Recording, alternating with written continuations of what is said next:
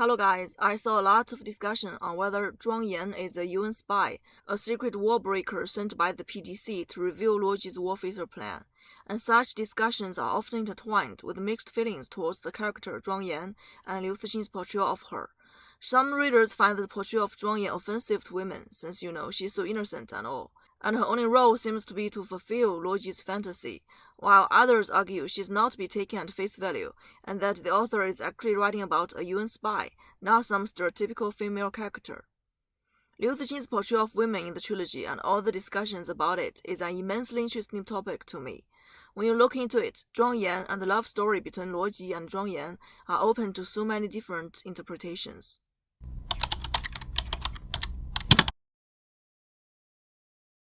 Luoji is one of the warfacers in the second book of the Three-Body Problem trilogy, Dark Forest.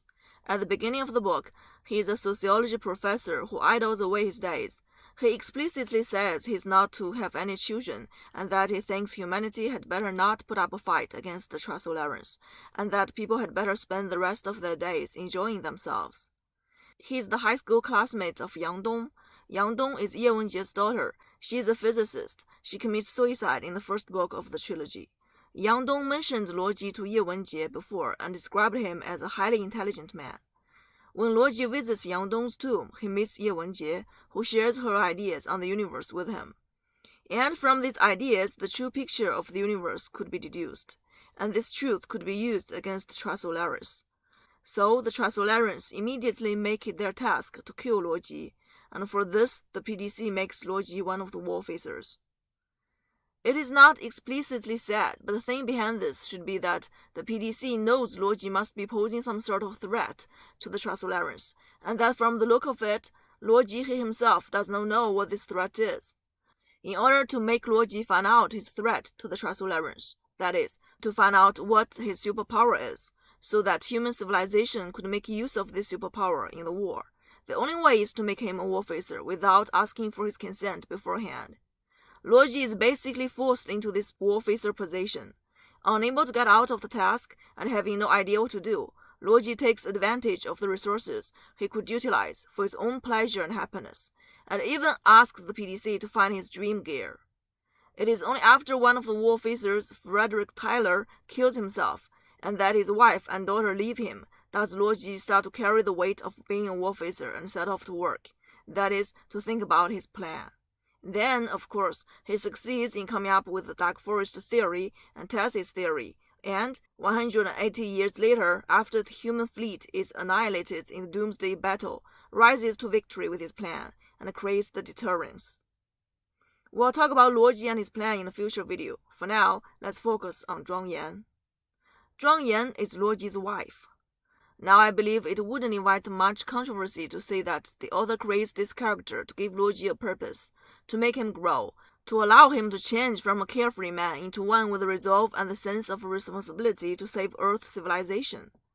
To get off the topic for a little while, not many characters in the trilogy have such an arc, except for perhaps Ye Wenjie and Yun Tianming.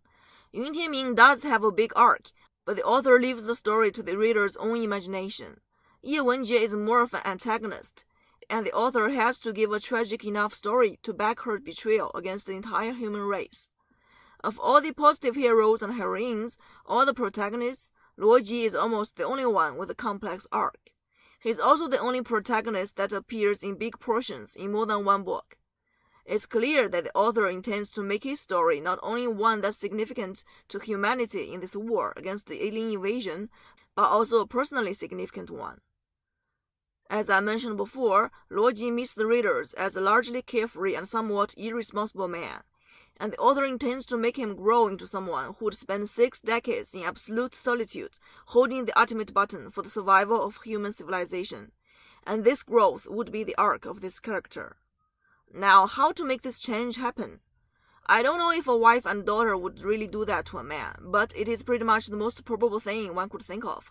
But to write a common love story and a usual family is certainly not special enough, and perhaps wouldn't have such transformative power to give somebody the strength to carry such weight. So, this love story has to be an extraordinary one.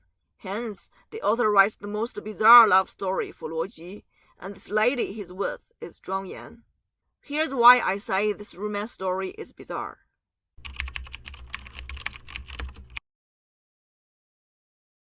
Zhuang Yan is already with us long before she appears for the first time, as Dashi takes her to Luoji in that lakeside mansion. She appears for the first time when Luoji, on his flight to the UN quarters for the announcement of the Warfacer plan, dreams about a gear. And here the author tells us the story between Luoji and this gear. Luoji doesn't look like someone who would fall in love with a woman and start a family, but he does recall that one time he went out with a lady, a writer named Bai Rong, for quite some time, to the point where marriage is talked about. One time he's asked to write a novella for her as a birthday gift. While writing this novel, he creates a character and then falls in love with this character.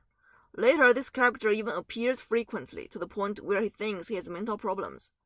A lot is written about his time spent with his imagined girlfriend, including a road trip they took together into the mountains. In the end, Luoji breaks up with Bai Rong, his real-life girlfriend, over this imagined romance. Apparently, this imagined gear is the one true love Luoji has ever had. So, when he has access to quasi-unlimited resources after he becomes a Warfacer, he asks the PDC to find him someone exactly like this imagined gear. He tells Dashi about the days he supposedly spent with this gear, how this gear looks like, how she dresses, how she talks, what her family should be like, and how her education background should be. Sometime later, Dashi brings Zhuang Yan to him. Zhuang Yan is exactly as he had imagined. Zhuang Yan says she's been told that she's to come here to work. She asks Luoji if he can really save Earth civilization, and is told by Luoji that her being happy is part of his plan to save Earth civilization. Luoji and Zhuang Yan soon fell in love. Over the next 5 years, they got married and had a daughter who is now 2 years old. And this day, Frederick Tyler, another Warfacer, comes over to confide in Luoji about his frustration at being reviewed by his wallbreaker, and then commits suicide. After this incident, Zhuang Yan asks Luoji whether it is really okay for them to live in happiness and oblivion while the rest of humanity is fighting for the future. And from the conversation, we can see that this is no way the first time she talks about this with Luoji. From Luoji's answer, Zhuang Yan apparently sees that he really is not working. That night, she left with their child, not necessarily voluntarily, but definitely willingly. And this serves the transition point for Luoji. According to the book, after Luoji creates the deterrence, he reunites with Zhuang Yan and their daughter Xia and lives happily with them for some time before they part again. The author says it's unknown why and how they part, but the author is hinting that by asking his wife and daughter to leave him, Luoji is protecting them and allowing them to live the life of normal people. They could do so only by leaving him, because he's to become the sword holder. Anyway, Zhuang Yan never appears again in the rest of the story.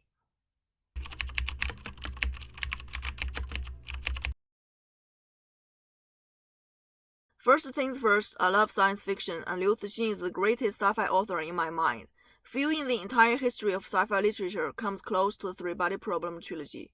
So sad, I hate to admit it, but everything about Zhuang Yan was just so gross to me when I first read it. I hate to use the word gross, perhaps uncomfortable is better. When I first read the book, that was before I read any review or discussion about it, I was uncomfortable with Zhuang Yan and Luoji, definitely uncomfortable. When I read that Dashi actually found this gear for Luoji just to fulfill his fantasy, and took her to his side in the name of working for him, and how the two fell in love in the Louvre, and how Zhuang Yan is such an innocent, angelical woman who unconditionally believes in, marries, and has a child with Luoji, and how she doesn't seem to be doing much or thinking much, except for to support Luoji, I must have said what the hell for 1,000 times. And it's not only the real-life Zhuang Yan, the perfect gear that Luoji creates with his imagination, who is introduced to readers long before Zhuang Yan, strikes me as boring the first time she appears. Note that she appears for the first time at the class of Luoji as one of his students. Then he takes her on a trip, and she buys some fish, and by the hearth in a hut, she marvels at how the red wine looks beautiful in the fire flames. If you look for what Luoji likes about this woman, it is her young age, her innocence, her being vulnerable and fragile. She's like a child that needs protection. She literally says she's afraid to go out into the world and look for a job after graduating from college. And since she just graduated from college when she meets Luoji, she's at this time probably 22. If you look at this from a feminist perspective, the character Zhuang Yan is almost the ultimate insult to women. She's a product of Luoji's mind, so she possesses nothing that goes beyond Luoji's mind. This calls to my mind the wife of the protagonist in Stanisław Lem's Solaris.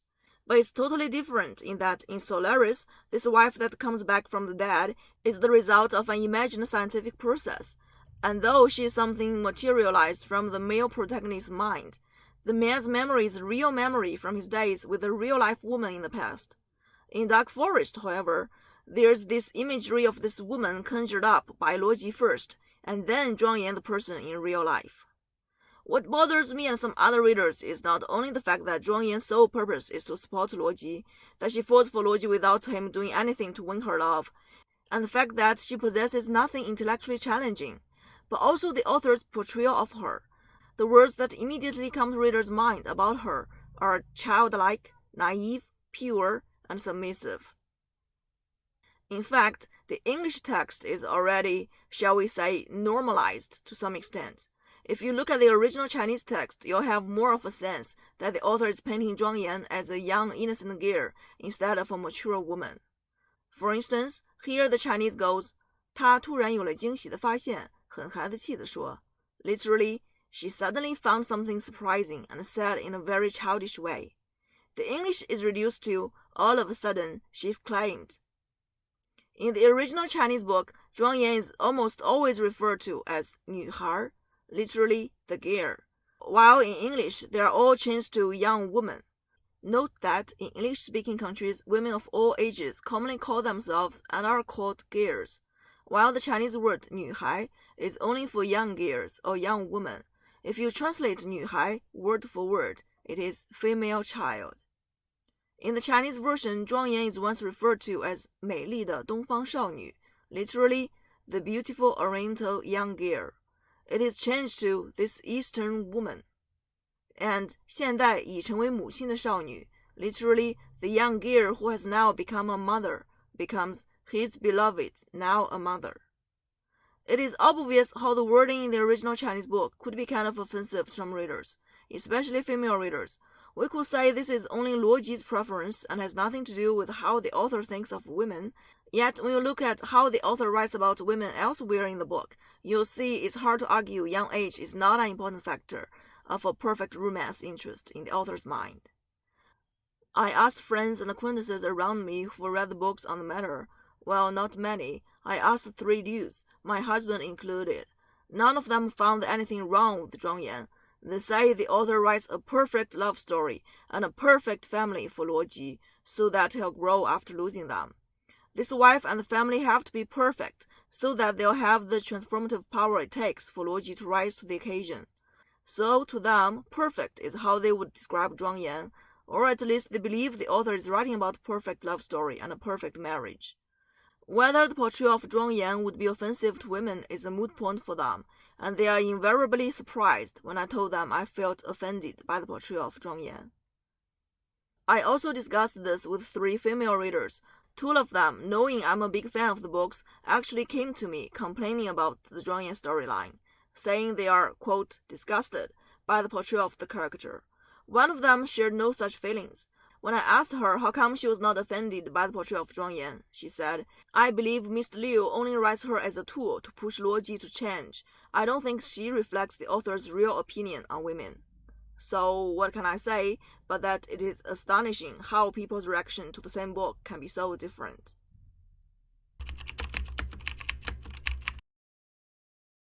In the beginning of the 3rd book is a story set in the 15th century. The author tells us about the story of Helena's father. 多年后侥幸逃脱，流浪到君士坦丁堡，在那里他也确实遇到了圣女骑士团中的一个比他大许多的女兵，只不过他的命运一点都不比他强。In the English version it goes, after many years of bondage, he escaped and drifted to Constantinople, where he did indeed meet a woman warrior, a holy knight. However, her fate wasn't much better than his. The original text is 一个比他大许多的女兵, literally a woman warrior much older than him. We don't know how it matters if this woman is older or younger than him, except for that the author is saying this woman warrior is at once unattractive since she's old. The author also writes about Volodimov's family after he dies. Remember Volodymov? He is the director of the technical department when Cixin works under Thomas Wade. We later know that he is murdered by Thomas Wade. Here's Cixin looking into his death. Secretly, Cixin swept Vodimov's office and apartment with a Geiger counter, but discovered nothing unusual. She saw the picture of Vodimov's family he kept under his pillow. His wife was a ballerina 11 years younger than him, and their little daughter. Cixin wiped her eyes. Again, out of nowhere, it is mentioned that Vodimov's wife is 11 years younger than him. Apparently, being young is an important factor for an ideal wife, and having a young wife is an important factor of having a perfect family. Also, remember the French scientist on Thomas Wade's team who always has some problem with Cixin? She is the first introduced when Cixin is to bring up the staircase idea on a PIA meeting. When Cixin says she has an idea, people on the meeting all started questioning her. The original Chinese goes, 用资源改变原理。一个叫科曼林的上了年纪的法国女人用轻蔑的口吻说，她是来自欧洲航天局的高级顾问，觉察到了男人们集中到Cixin身上的那种眼光，她感到很不舒服。The English goes, an idea for bending the laws of physics? The speaker was an older French woman named Camille, a highly respected and experienced consultant from the European Space Agency. She looked at Cixin contemptuously, as though she didn't belong in the room. Here, the English is not that faithful to the original Chinese. The changes are obviously made to get rid of the supposedly sexist content. Note that the original Chinese is 上了年纪的法国女人. It could have been 年长的, which would be older, or 资深的, which would be senior, but it's neither. It is 上了年纪的. This phrase, literally advanced in the years, makes it clear that the author is not talking about Camille's seniority or experience in the work, but her relatively advanced age as a female. In the English version, Camille challenges Cixin and looks at her contemptuously because she thinks Cheng is too young or too inexperienced to assert her idea at such a meeting, as indicated by as though she didn't belong in the room.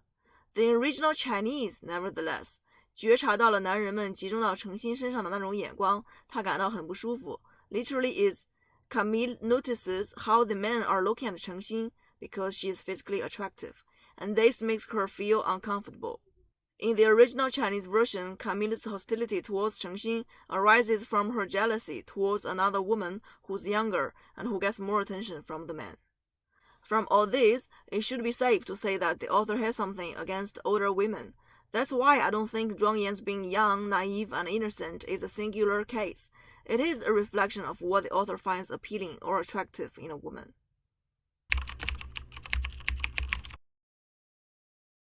Another thing common of Zhuang Yan in Dark Forest and the protagonist's wife in Solaris is that they both eventually chooses to leave the protagonist.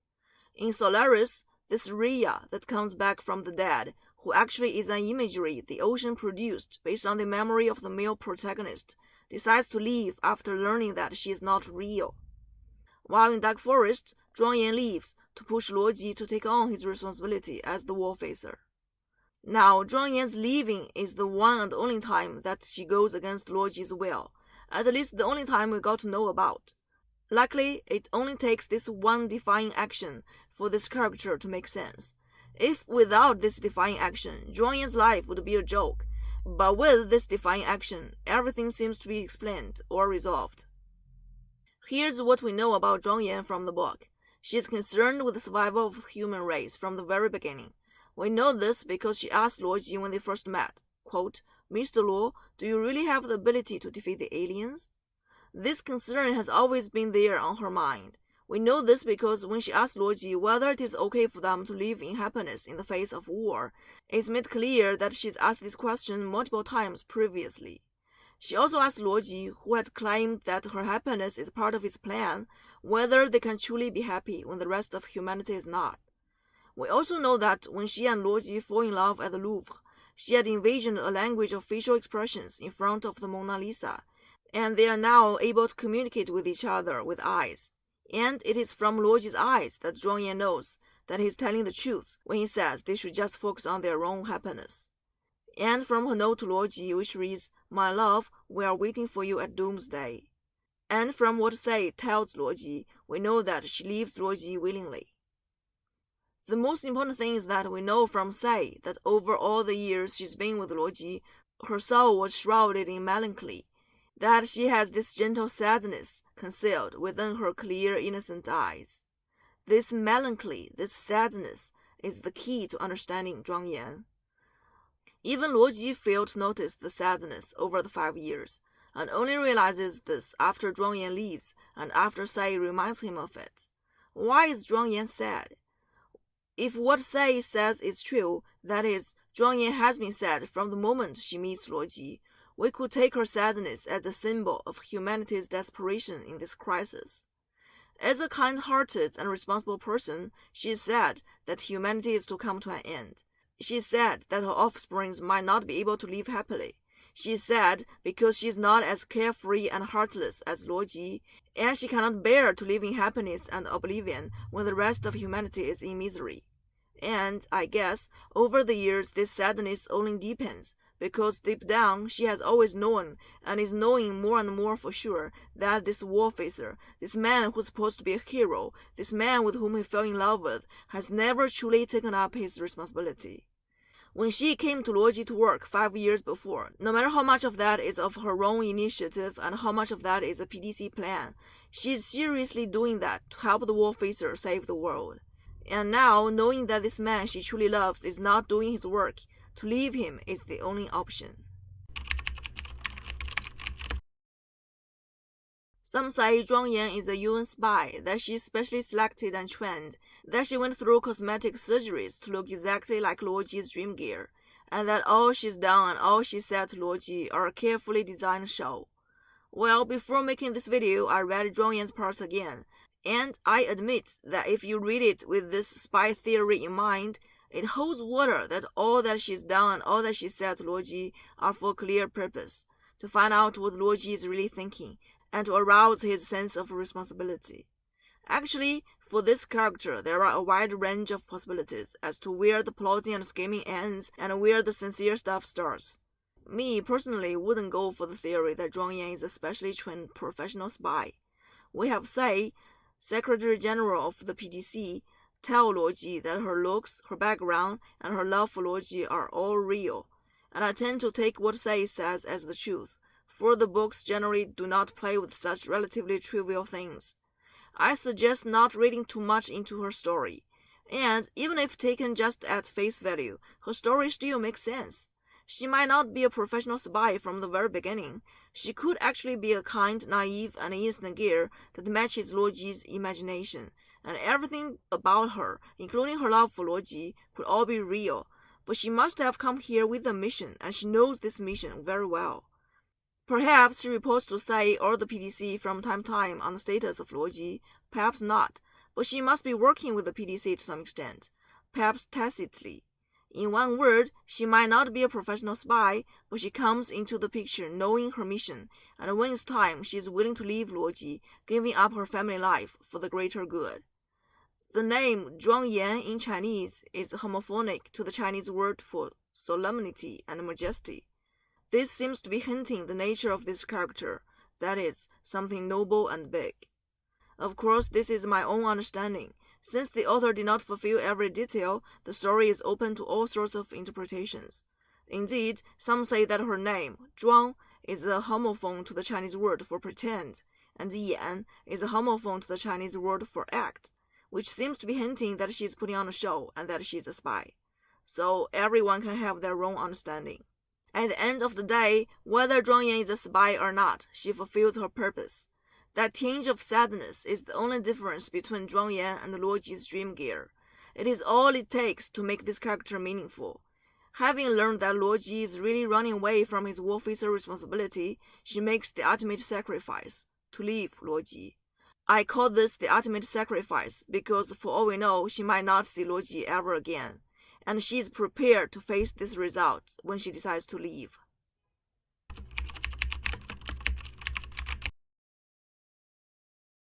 First things first, I'd like to say that either the author is or is not sexist or anti-feminism. How he portrays women in his books is not driven by conscious feminism-related agenda. For all I know, when putting the story into words, Liu Cixin wouldn't bother considering how his portrayal of women would affect how his works were to be received by the readers. This is not a factor at all in his works. His strong suit is in the science and imagination stuff, and that is where he devotes most of his attention and efforts.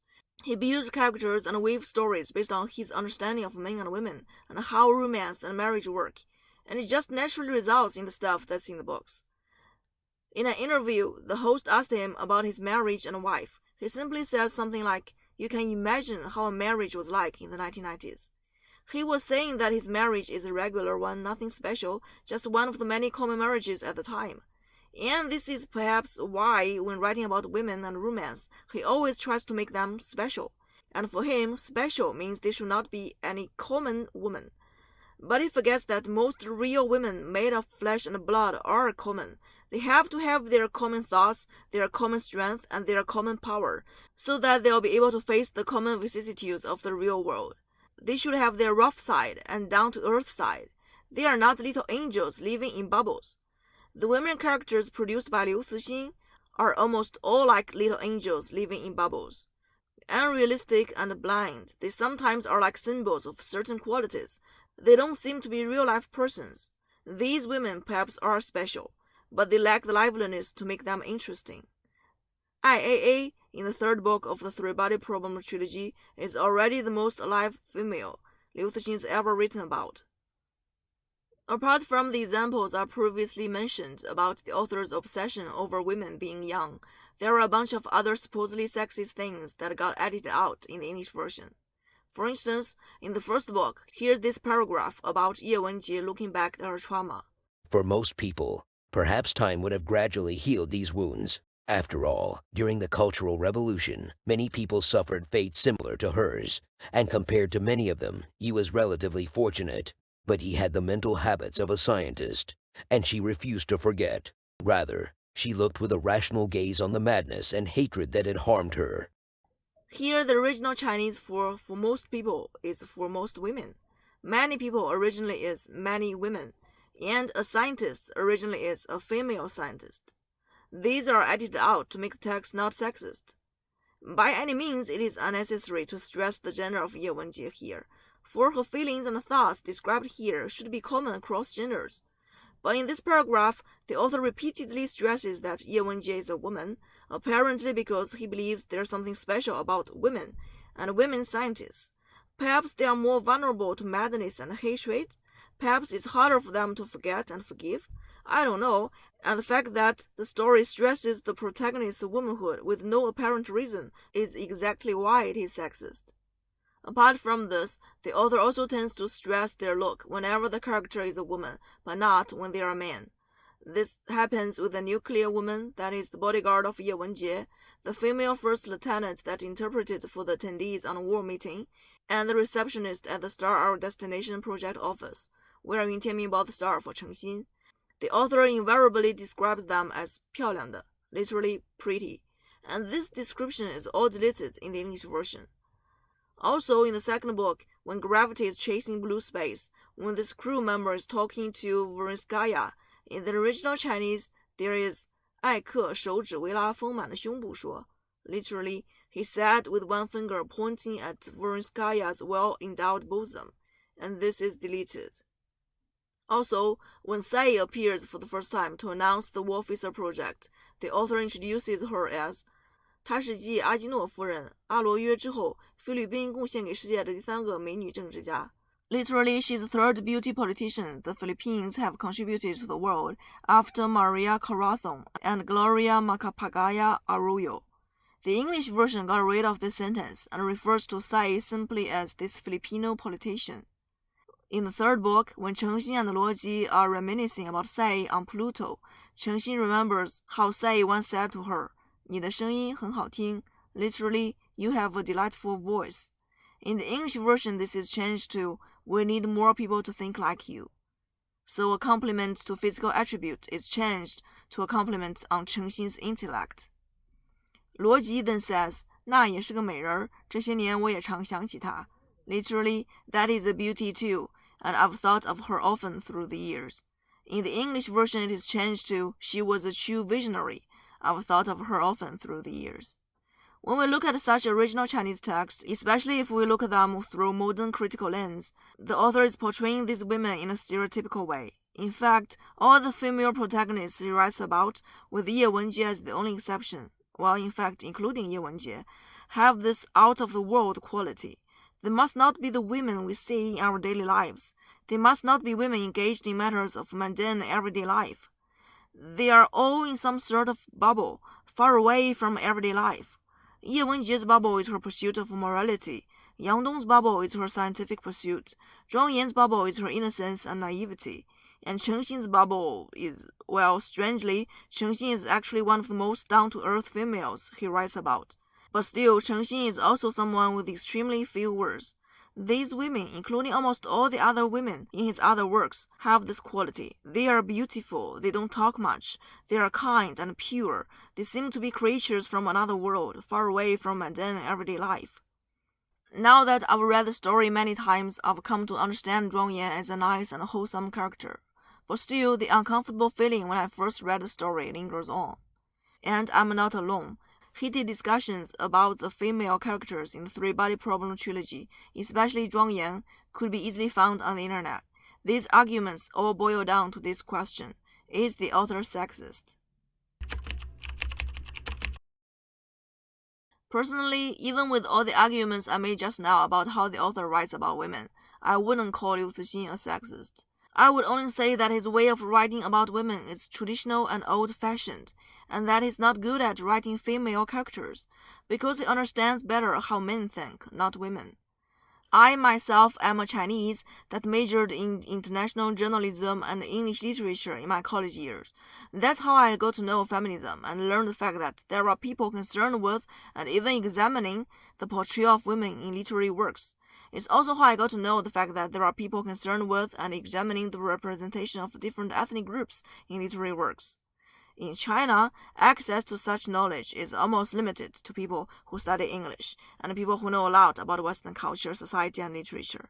It's not that women's rights are perfectly protected in China or that China's achieved perfect gender equality. And it's not that in China there's no women's rights movement.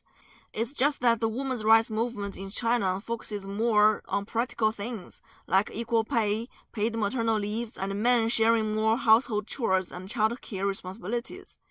And we don't make it a habit of fussing over the representation of men and women in literary works or on the screen. For instance, if you open this Chinese mobile app for reading, it actually forces you to state your gender, and then recommend books based on your gender. Books are classified based on gender too. Romance books are called 女频多频, literally female channel books, while science fiction are all 男频多频, literally male frequency books. If in the West, this is outright sexist, it is outrageous and I'm offended by it. I don't want to be told what to read based on my gender, but then most Chinese wouldn't find this offensive at all. The thing is, if you ask an average Chinese person, chances are that they don't know about feminism as a concept or as an area of study in literature. Feminism is not in the narrative of Chinese literature study either. The concept is not mentioned in usual Chinese textbooks from primary to high school. It only recently entered China's public discussion domain, but still for most Chinese people, feminism is not a thing. And the author of the Three-Body Problem trilogy, Liu Cixin, doesn't seem to be aware of this either. He once complained about the US publisher who changes his text, saying that he couldn't see what on earth could be wrong with complimenting a woman's look in a novel. As I mentioned before, as someone who's never been educated about feminist stuff, he wouldn't even bother to think about how come you have to describe a woman's look whenever there's a woman, while you don't even think about doing this with male characters. This question wouldn't even cross his mind. It's just a habit of usual Chinese literature to say something about a woman's look whenever there's a woman character. I'm a Chinese female reader and a science fiction fan, and I love Liu's works to my guts. Though I do sometimes feel offended by his portrayal of women, I try not to focus on women or feminist stuff when I read science fiction. It's just like when Black Myth Wukong was out, they were trying to kill the game in the cradle by saying its creation team members are sexist, that they will said something that does not respect women and stuff. First, it was not true. Second, at the end of the day, why does that matter? All that game players care about is whether it is a good game. Similarly, all we should care about concerning the three-body problem trilogy is whether they are good sci-fi, and it is beyond doubt the answer is yes. Even in terms of feminism, the three-body problem trilogy is already doing better than most sci-fi works. Liu Cixin might be a complete nerd that knows nothing about women, he might be poor at female character building, his works at least feature female protagonists and antagonists, and the third story even passes Bechdel test. Not much hardcore sci-fi does that. By the way, people are also criticizing that his characters are blind, that the only thing in the books are scientific ideas and sci-fi stuff, and that the books don't have characters with a rich arc that readers care about and can relate to.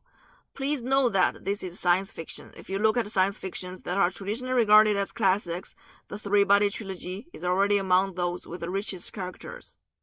At the end of the day, is Liu Cixin sexist? It's still too harsh a conclusion to draw. He has nothing against women, it's just that people's understanding and thinking are defined by their environment and their growing up. The way he thinks, imagines, and writes about women is old-fashioned and nerdy. That is all. Alright, if you like this video, please subscribe to my channel. I'll make more videos on the three-body problem trilogy. Bye bye.